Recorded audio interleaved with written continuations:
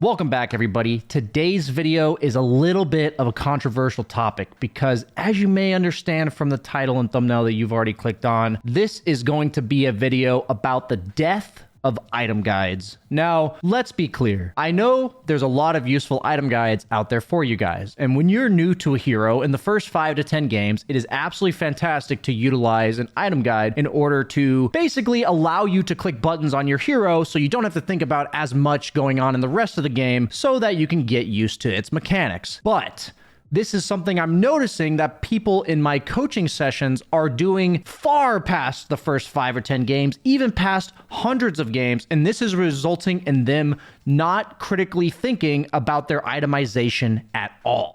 So, today's video is going to be all about the common mistakes that people are making because they are autopiloting their items, specifically talking about the laning phase and how you guys can learn to judge just what items you're supposed to buy in the first 10 minutes. So another reason that it's important not to always use guides is that you don't always want to copy paste. You want to have a bit of your own flair, a bit of your own style. And I know what a lot of you may be thinking, man, BSJ, that is a stylish t-shirt you're wearing, and you're absolutely right, because today's video is brought to you guys by Into the AM. Into the AM is a clothing brand that is founded by a team of artists and creators who had a shared vision that your clothing is meant to be a canvas used to express you. Now, I know all of us Dota players have some creative ways to express ourselves within the game, but now it's time to do that outside of the game. As you can see, Into the AM keeps it simple, but has a wide variety of designs to choose from. And you can get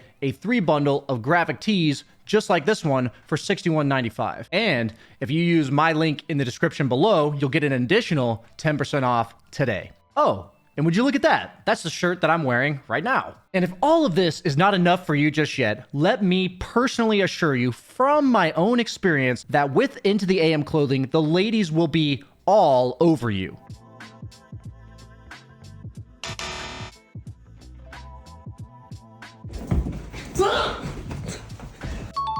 Now, I didn't necessarily specify the species, but you guys get the idea. Into the AM is where it's at. Don't forget to click the link in the description below and paint your own canvas today. Now, let's go ahead and get back to having our own style within the game of Dota 2. So the common mistakes that people make is that they stay in lanes too long or that they stay in lane not long enough, and this is purely based on the items that they're buying, or they're buying the wrong items according to what's going to end up happening in the game. So let's scratch everything you guys know about items in the early game, and we're now going to have a new criteria for what items we're going to buy. The number one question that you must train yourself to ask yourself at the beginning of every game, this is hypothesis, you're making an educated guess. How long do I think my laning stage is going to go? Because this is the question that's going to dictate pretty much all of the items that you buy in the first 5 to 10 minutes. And we're going to talk about things that happen during the game or things you can think about before the game that make sure you're as close to on the right track as possible. So I've got 4 examples for you today, 2 of which are people who did not stay in the lane long enough, and 2 people that overstayed their welcome in the lane based on the items that they were purchasing. Let's go ahead and get right into some gameplay. What's important to note is that your starting items are going to be what you think you need level 1 in a lane. So the example we have first is a PA against Timbersaw offlane. It makes sense that he has a stick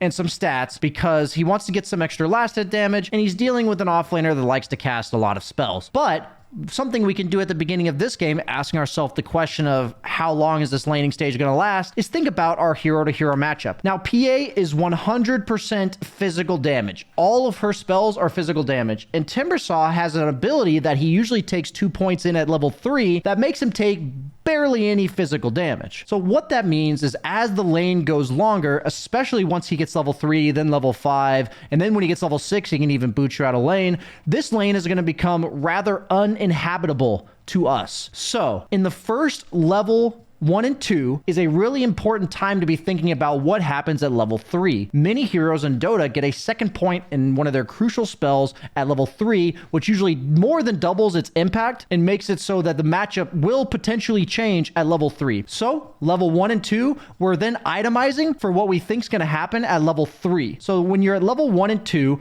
and you know that your lane interaction, you don't really want to trade with Timbersaw anymore once he hits level 3, then you should not be buying any items that you think will help you trade. So when we think of items that help us trade, we're thinking of the full wand for the stats, the Wraith Bands, the Blightstones. These are items that help us trade better. But what they don't necessarily do is make us farm really fast for the gold that we're paying for them. So when you look at your starting items, if you think you're going to be trading more as you get to like level 3, 4, 5, that's when you invest in completing the Wraith Band, completing the wand, investing in maybe some raindrops later, not specifically in this matchup, but you guys get the idea. But if you're looking to just avoid contact once he's level 3, then investing in the items that you're going to be using at minute 15, minute 20 to accelerate your game is exactly what you need to be looking to do. What is that? That's going to be your treads and your battle fury. So let's fast forward to 5 minutes in, and you're going to see that he has completed a full wand. That's an extra 200 gold that he has spent on this wand. And you're also going to see that he's 200 gold away from treads. Why is it so important that he's supposed to have treads right now? Because right now, he can't really do much to this level 4 Timbersaw, even though the Timbersaw is sitting at half HP. So what that means for his playstyle that he wants to have is he wants to defensively aggro, pull the creeps back, hit them, and then get out of lane, potentially pull,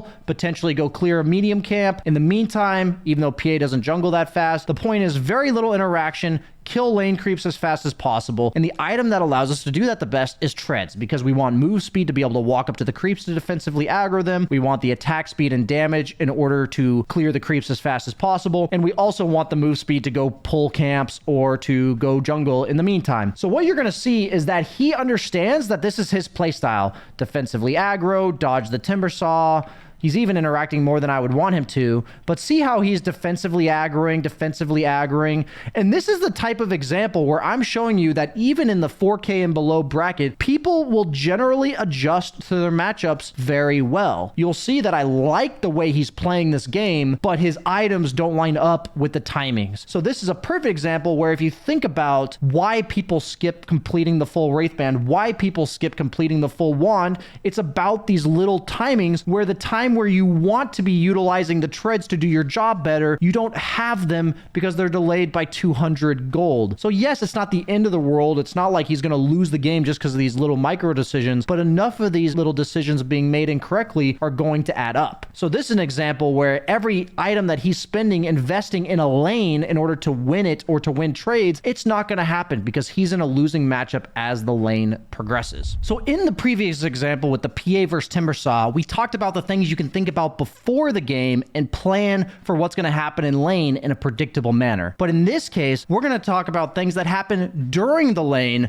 that you need to be able to adjust to in terms of critically thinking about your items and like vibing with the game and understanding kind of the momentum of who's winning these lanes. So we talked about like, you can think, okay, here's what's going to happen level 3, generally speaking. So I'll itemize planning for that. When I'm level 3, 4, I need to itemize for when he's level 6. So we can plan for that. But in this case, we're going to talk about there's a lot of unpredictability in lanes. So I have a coaching student here who at 2 minutes in, we've tuned into the lane. He's level 2. Both the enemies are level 2 as well. And his support's going to die. And he's lacking a lot of CS. He's only got 3 CS at 2 minutes on Void. So you've already got like a spelling disaster type of lane, right? So at this exact moment, I would think to myself, whatever items I'm going to buy next are to get the fuck out of here. I'm thinking tread straight Maelstrom, tread straight Mask of Madness, items that are going to benefit me if I'm not in the lane. So if we fast forward, we're going to see that he actually completed a wand. Now, side note is that the only reason it's worth completing wand from stick and 2 branches is to save slots. You are paying 150 gold for 1 all stat. That's 3 branches cost for 1 all stat. So unless you have slot limitations, never complete a full wand. So you're already seeing here that if people aren't really planning to stay in the laning phase, completing a wand is one of the number one mishaps that people make. So because we can't leave lane yet, and his support hasn't really been doing anything, his support's kind of ditched him at this point, this is actually a really nice move at 3 minutes in that he's going to buy his own sentry and deward the small camp. So knowing that super early on in the lane, you cannot leave and you want to be able to extend your laning phase slightly at least, know that the small camp is one of the most important things to be able to do that because it allows you to pull the lane back when you're not able to farm when the lane's all the way up here. So I really like this move by him, and it's really important to acknowledge that you're not really able to leave the lane just yet at 3 minutes. So we fast forward a little bit, and the opponents actually died in the off lane because the Spirit Breaker rotated and he's got a double kill. So when I'm thinking that I don't really want to lane all that much longer, I don't want to be buying items like raindrops. Raindrops are only efficient if I'm looking to jungle or farm with mana regen, or I'm winning the lane and I have extra gold to spend. Something that's really important to note about all of these extra 200 gold, 300 gold investments that we're making is how quickly does your hero get that back. If you're comparing like a Luna and a Sven, those heroes are going to clear a lot of creeps in the first 10 minutes of the game. But if you're thinking PA, you're thinking Anti-Mage, you're thinking Void, not so much. So if you're investing in these type of items, it's purely to stay in lane, and the better lane you're having, the more likely you are to stay in lane. So the fact that he's already invested in these laning items when we saw minute 2 that that's definitely not what we want to be doing speaks heaps and bounds about what he plans to be doing in this game. Right? He plans to be staying in lane. And what you'll notice is the mentality people have often matches the items they buy, but it's usually subconscious. Like I asked him after this, he said, I didn't really want to be in this lane. I didn't like this lane, but he ended up sticking to the lane as hard as he could. And we're going to see that as we move forward in this replay. So a side note is when you're having a tough lane and you have 10 CS at 4.5 minutes, your number one priority is to play for yourself. We're not worried about shutting down the opponent. So what does that mean? While they're dead, we want to kill as many enemy creeps as possible to get free CS. So notice what he's going to do is actually try to static the wave right here. He ends up having a double wave against him, and now he's contesting Weaver with a double wave, taking a bunch of damage, getting harassed. He's going to have to end up flying himself more regen. Now he's getting dove with a double wave. And this is the type of stuff where if you static the wave, you're actually encouraging interaction with the opponent. And because we don't have a very good start, we only have 14 CS at 5 minutes and 45 seconds. This type of interaction is exactly what we're trying to avoid. So by pushing out the wave as fast as possible and then looking to pull the small camp, even if it wasn't there, we could pull it at 5:15. That's what we're trying to accomplish. We could even fit in a medium camp there, depending on what hero we're playing. So as you can see, he's not ready to jungle yet because of the fact that he doesn't have his treads. We're seeing a resounding trend here for carries. If you want to jungle, go treads. So because he doesn't have treads, he wants to lane. Any carry player will think, look at this inventory. I'm not going to go hit jungle creeps. That sucks. It's going to be really slow. Takes me a long time to walk there. All that kind of jazz, right? So you're going to see that he's going to be stuck in lane at 7 minutes and 11 seconds. And you could ask him at minute 2 if he thought he would want to be here, right? And based on what his input was, absolutely not. I see this all the time. So let's talk about what happens to him because he's in lane. So he's in lane, interacting with opponents. From 7:15, what's his life look like? You know, he tries to go get a small camp pull off, doesn't work. He's standing here for 20 seconds. It's been a full 25 seconds since he's hit a creep, people. He's just staring at the opponent. They're shutting him down. He's now running away, getting harassed, taking a lot of damage. Now, it's been 45 seconds since he's gotten a last hit. That was his first last hit in 50 seconds. These are the things that we keep in mind where if you had straight treads there, you would have felt very comfortable just pulling the small camp, maybe farming the medium camp in the meantime. The lane comes back into your tower. You're full HP when it comes back into your tower. And all of the damage you're taking is the harass damage they give you while you're farming underneath tower. You can remove all of the interaction here, all the interaction here. And that's all decided by the items that you chose to go at minute 2 and minute 3. So this is why the vision of how long your laning stage is going to last, not only based on the timings from the PA game, but also just based on the happenings of the lane, is really important. So we've seen 2 lanes already where the laning stage was extended far past what they thought they really needed to do, and also what I agree it should have been. So we're going to now pull up 2 replays of coaching students of mine where they didn't make the laning stage last long enough. So let's go ahead and check out how you make this mistake in the opposite direction. So in this replay, we have another PA where we're looking at 8 minutes into the game. We've tuned in. He's 202, 39 CS, number 1 net worth in the game. Things are looking up. And so I asked him why, does he have no laning items? Where's his Orb of Corrosion? Where's his wand? What about treads? And his response was that he's having a really good start, so that means he can be greedy. And it makes sense. Like, in theory, a lot of the reasonings that my coaching students have, they're not wrong. But we need to shift your guys' priority back to the question we had at the start of the game, which is how long do we think this laning stage is going to go? So maybe in the Wraith King PA matchup, he thought the laning stage was only going to go 6 or 7 minutes. But suddenly he's been a part of 4 kills in the first 8 minutes, right? And every time he gets those kills, theoretically his lead extends and his time in this lane could extend. So we're now in a situation where I asked him, why did you buy Rush Battle Fury? He said, because I had a really good start, so I wanted to be greedy. The other question I asked him is, then why are you still laning if you're buying items that are meant to jungle?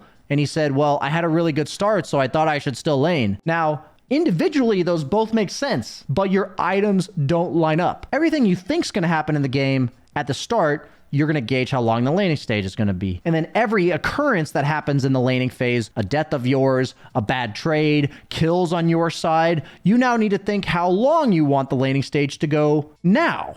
Is it going to be longer? Is it less long? And that's when, normally on PA, maybe you wouldn't go for Raindrop's wand, but you're shitting on this Crystal Maiden Wraith King and you want to keep shitting on them, right? You want to keep extending your laning phase because you're a PA that doesn't really jungle fast. Now, perhaps a hero like Luna or Sven that we mentioned earlier, with a really good start like this, they would just rush Mask of Madness and look to push the lane and leave because that's an option that they have. But on heroes that don't jungle super fast, we're thinking about PA as a prime example of a hero that runs into this problem a lot. We want that laning stage to extend as long as humanly possible. Theoretically, we want to be in lane until we have Battle Fury. That's not something that happens very often, but that's what we'd want in theory. So what you're going to see is the fact that he's rushing a Battle Fury, but he's got a good start, so he wants to be taking all of these fights, right? Because he's got such a good start. And he has a bunch of fights coming to his lane when he's up 4K.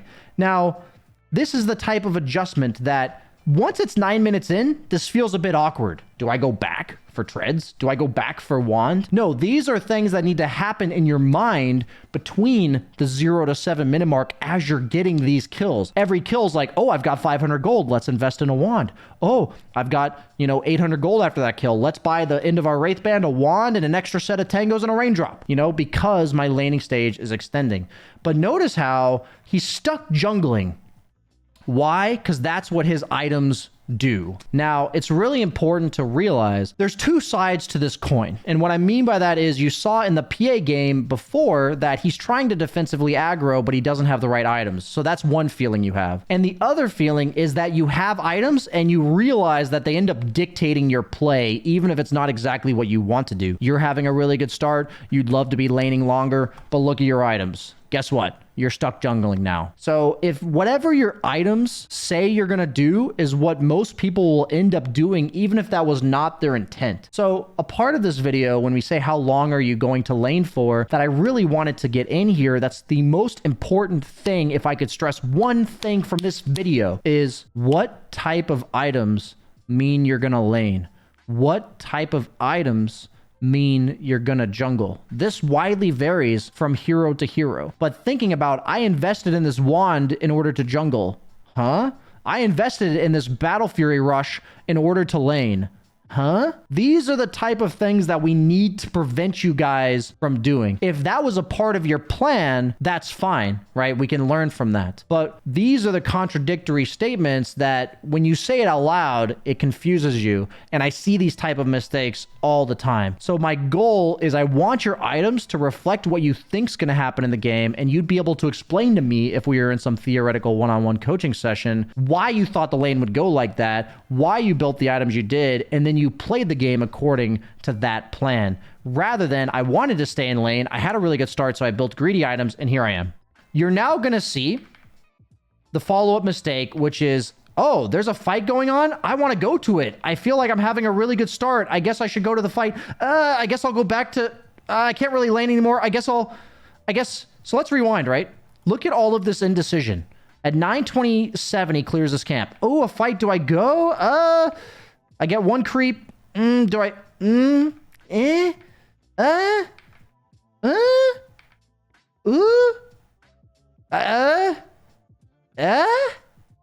Oh, okay, we're gonna kill this disruptor. Great. So it's been a minute. It's like, oh, in theory, BSJ, it's not that bad. He's taking a fight and he got 250 gold. That was a minute that we got one creep in that minute. And so you can see how he said a good start means greedy items, but yet he's not trying to play greedy, which is take all the defensive camps, clear them one at a time, right? Or like clear them off cooldown. That could have been like 3 camps, 4 camps dead in that time, and he would have taken like 0 damage because he's got the Mighty Minds regen over here. But instead, he's participating in fights with absolutely no fighting items, and he's actually almost gonna die to the level 5 Wraith King when he's level 7. Now he's back jungling again. He's like, oh, well, I guess back to reality. Whoop, there goes gravity, right? Here we are, back to the jungle camps where our items tell us we're going to be. And so these moments of a whole minute that you're not farming because your items don't speak to what you want to be doing, and they also may not line up with how your game's going so far, are exactly what we're trying to avoid. And even if you think, wow, he's going to have like 11.5-minute Battle Fury, my argument is that if he had Tread's Corrosion Wand, maybe he would have a 13.5, 14-minute Battle Fury, but he'd be fighting. He'd have all of those items on top of his Battle Fury. So once he finishes his Battle Fury, he's moving straight onto a Deso, straight onto a BKB. But you notice once he finishes this Battle Fury, he's going to go back for his Tread. That's 900 gold worth of time. So don't just think about how quickly you're going to get that Battle Fury. Think about how long that laning stage is going to go. So now we're in our final example, and we've actually transitioned to the off lane, which this is something that sometimes happens as a carry as well, and you can mimic the approach I'm about to talk about in your own safe lane, but it happens more often as off lane. So what's the situation we're talking about? Well, let's look at his net worth all the way up here. Let's look at the enemy Void's net worth all the way down here, and we see a Void that has absolutely no items to farm fast right now. So if we consider like heroes that dip into the jungle, if we see a Luna with Mask of Madness dip into the jungle, we should probably try to pressure her, probably try to gank. But if it's a Void with these items, we feel pretty fine with him jungling for the foreseeable future. What we don't want him to do is be able to lane. It's the same idea as what we saw with those PA and Voids before, where if we're laning as those heroes and we like it, if we're against them, we don't want them to be able to lane. So what happens here is at 9 minutes in, he's taken the tower. And now the majority of people I've coached, this is the end of the laning phase because of the fact that the tower is now gone. But we're looking at a hero like Abaddon who doesn't really have any lockdown, no reliable gank potential. And so why not extend the laning phase? Why not make this go on for as long as humanly possible and just farm this area?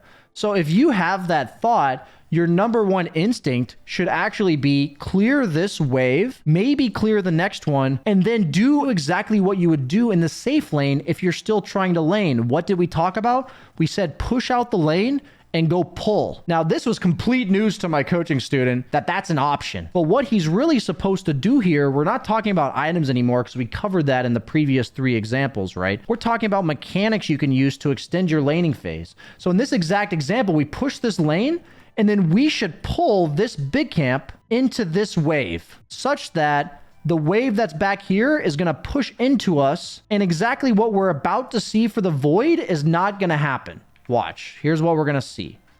This is the Void's life with no items, farming a full 3 waves underneath his tower. That is so much net worth to a guy that has no farming speed whatsoever. And since we also left, like spoiler alert, Abaddon's here, that means that the Void, who couldn't lane because of Abaddon, can now keep going down the lane.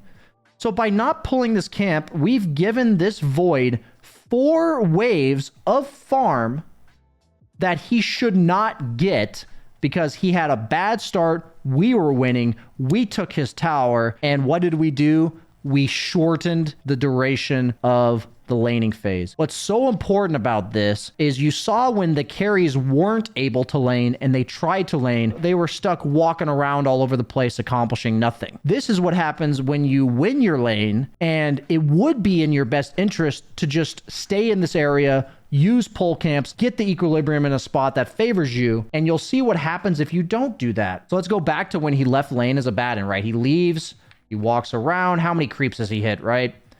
He left at like 9:45. Ember gets away. It's now been an entire minute. Got one creep right there. It's been a minute and a half. Oh, we're farming our first jungle camp in a minute and a half. And so we were ahead by Void by 900 gold at minute 9:45. As we fast forward to all of this running around doing nothing, right? Look at the net worth of Void and look at the net worth of Abaddon just 2.5 minutes later. It's almost dead even. Now, these are the examples of what happens when you end the laning stage too early or too late. So guys, when you're having an insanely good lane, it's 10 minutes in, and you see that your opponent's just absolutely demolished. Level 6, I'm level 8.5, full defusal at 10 minutes. Look how much of a stomp this is. Don't be afraid to just deny them XP and gold by extending the laning phase and simply pulling a camp, right? I could run around the map with defusal. I could run around the map killing people, or I can just further shut them down and extend my lead in the area that I'm currently in. These are the type of mechanics that people are not thinking about. How long do you want your laning stage to go? This entire video I've made preached at the start, death to all item guides past the first 5 or 10 games that you're learning a hero. And this is because when people autopilot items, they're not thinking about important questions like how long is my laning stage going to go? And that what that allows you to do is have a good game sense of what's currently happening, what you want to be happening in the near future, and how you plan to make that happen with the item purchases that you're making. I hope this video has been enlightening for you guys, as it's something that I felt crept up in a lot of different coaching sessions in all types of different ways. Let me know what you guys think in the comments section. Like, comment, subscribe. I'll see you guys next time.